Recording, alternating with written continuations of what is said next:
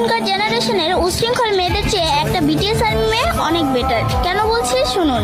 একটা আর্মি মেয়ে 5-7টা just friend রাখে না।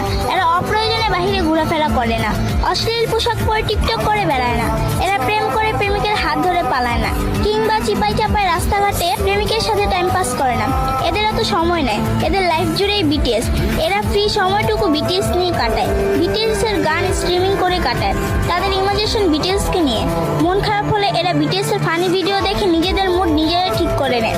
এরা অযথা স্টাইল করে বাহিরে ঘোরাফেরা করে না, ছেলেদের অ্যাটেনশন পিক করে না, এরা রুতুপুতু পছন্দ করে না, আর ওরকম ভাবে ছেলেদেরকে পাত্তাও দেয় না। এখন বলবেন তারা কি বিটিএস এর জন্য আজীবন সিঙ্গেল থাকবে? জি না, সময় হলে এরাও পরিবারের পছন্দ মতো ঠিকই বিয়ে করে নিবে। সে চিন্তা আপনাদেরকে করতে হবে না। আর বিয়ের পর ঠিকঠাকভাবে সংসারও গুছিয়ে করতে পারবে। আবার যার যার ক্যারিয়ার নিয়ে স্বপ্ন আছে তারা সেটাও পূরণ করতে পারবে। আরেকটা গুরুত্বপূর্ণ কথা, কোনো আর্মি কিন্তু বাস্তবিকভাবে ওদের বিয়ে করার স্বপ্ন দেখে না। তারা বাস্তবতা জানে এবং তা মেনে নিয়েছে। জামাই জামাই বলে এগুলো ফান করে কিংবা অযথা বলে, কিন্তু এরা যথেষ্ট রেসপেক্ট করে তাদের আইডলদের।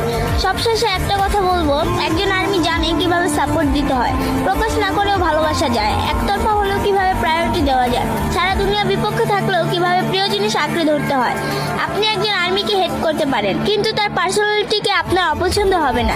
ইদানিং কিছু ফ্যানদের সাথে আপনারা আর্মিদেরকে কম্পেয়ার করেন, ওটা করবেন না। ওদেরকে মূলত আর্মি হিসেবে ধরা হয় না। আই হোপ বুঝতে পারছেন।